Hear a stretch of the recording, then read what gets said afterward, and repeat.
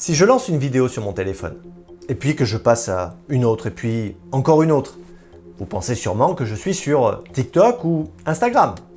Eh bien non. Pendant que tout le monde braquait ses yeux sur ces plateformes qui nous rendent accros, YouTube, lui, s'imposait discrètement, mais sûrement, jusqu'à s'inviter dans notre salon.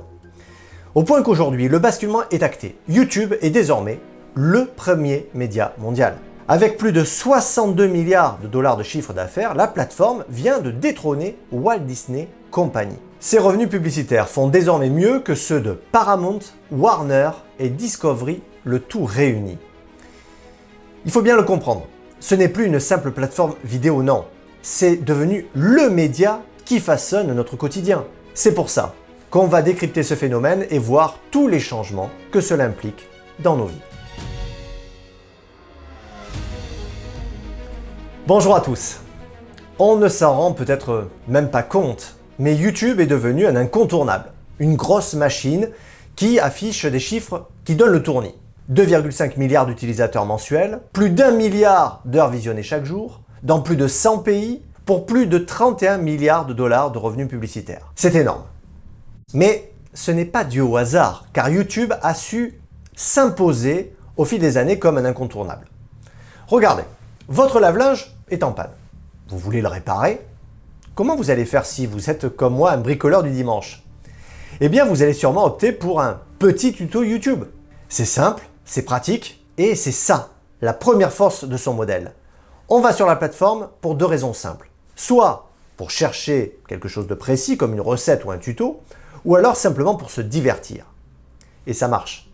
Les gens passent presque 2 fois plus de temps sur YouTube que sur son principal concurrent TikTok. 74% regardent YouTube au moins 3 jours par semaine. 19% c'est entre 3 et 5 heures. Et 22% passent plus de 5 heures par jour sur la plateforme. Et ça marche tellement bien que YouTube est maintenant presque jusque dans notre salon. Alors, quand je parle bien sûr de notre salon, je fais référence à nos téléviseurs bien sûr. Et là, la plateforme a pris un avantage décisif sur tous ses concurrents. Pourquoi? Eh bien parce que YouTube a anticipé que c'est à cet endroit-là que ça se passe. En effet, on le constate, sur tous les supports utilisés pour regarder la plateforme, alors que ce soit sur le PC, la tablette ou le smartphone, seule la télé, qui est matérialisée sur la courbe en rouge, progresse. Ça veut dire quoi? Ça veut dire que les gens optent de plus en plus pour un visionnage tranquillement installé dans leur canapé. Et ça concerne tout le monde, des plus jeunes aux moins jeunes. Et regardez, ça progresse chaque année. Maintenant, ça ne choque plus vraiment personne de regarder YouTube sur sa télé. C'est même devenu, on peut dire, naturel. Aujourd'hui, 40% de notre temps passé sur notre télé est en fait passé sur YouTube. Mais franchement, la plateforme ne compte pas s'arrêter en si bon chemin. En effet, le PDG Neil Mohan a annoncé vouloir étendre son offre en proposant des forfaits payants supplémentaires sur des thématiques précises comme le sport. Un peu comme si on avait Being Sport ou Canal+ Sport. Mais cette domination du salon inquiète. C'est pour ça que plusieurs organisations aux États-Unis ont demandé, dès 2024, de mener des enquêtes. Voilà leur crainte. Sans surveillance ni intervention des autorités publiques, l'adoption croissante des téléviseurs intelligents et connectés pourrait bientôt signifier que Google et YouTube dominent de manière inévitable l'ensemble du secteur du divertissement à domicile. Et cette crainte, elle est légitime. On passe en effet de plus en plus de temps à ingurgiter des contenus vidéo au point de nous rendre accros, comme le montre ce rapport. Certains utilisateurs parlent de perte de contrôle sur l'usage. Symptômes de manque, irritabilité, agitation et utilisation pour modifier son humeur dans le but d'échapper aux problèmes. Envie irrépressible d'utiliser YouTube. Et quand on calcule, il y a 4 personnes sur 10 qui se classent comme sévèrement addictes. Cette addiction est rendue possible grâce à son algorithme qui est, on va le dire, redoutable. Tout le monde aimerait savoir comment il fonctionne, mais c'est surtout lui qui nous connaît et qui sait nous analyser millimètre par millimètre. C'est ce que révèle Thibaut Guiroy, directeur des affaires publiques pour YouTube lors d'une commission d'enquête. Pour être très concret et pour associer chaque utilisateur aux vidéos qu'il est le plus susceptible de regarder et d'apprécier, on examine un certain nombre de signaux.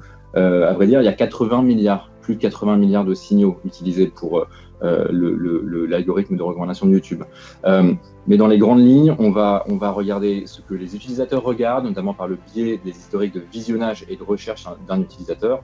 On va évidemment regarder le pays de l'utilisateur et l'heure de la journée. Ça va nous aider par exemple à afficher des actualités locales pertinentes pour les utilisateurs.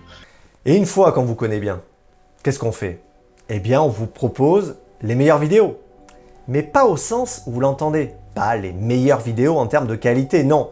Mais les meilleures vidéos pour vous.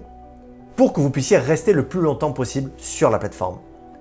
Car plus vous restez, plus vous pouvez enchaîner les spots de pub qui financent la plateforme. Et là, la publicité chez YouTube, c'est une industrie. Tout est calculé. Vous avez les pubs avant la vidéo, les ad breaks qui arrivent pile au moment fort, vous savez, de votre lecture vidéo. Vous savez, au moment où Brandon va dire à Kelly qu'il l'aime. Oui, bon, je sais, chacun ses références.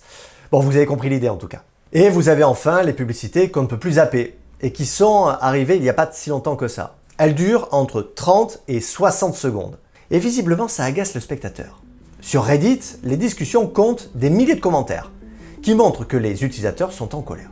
Pourquoi est-ce que je me retrouve avec des pubs doubles toutes les 3 minutes dans une vidéo de 7 minutes? C'est peut-être le but recherché, agacer tout le monde avec trop de publicité pour nous inciter à acheter la version premium. Oui, la stratégie est délibérée. L'objectif est de créer une pression psychologique pour vous inciter à passer à la version payante, c'est-à-dire sans pub. Et ça marche. On est passé de 18 millions d'abonnés en 2019 à plus de 100 millions d'abonnés en 2024. C'est une manne financière énorme. Ce que vous venez de voir à l'instant n'est que la première partie de la vidéo. Si vous voulez voir la suite de l'analyse qui est la plus sensible, merci de cliquer sur le lien en dessous de la vidéo. On se retrouve tout de suite.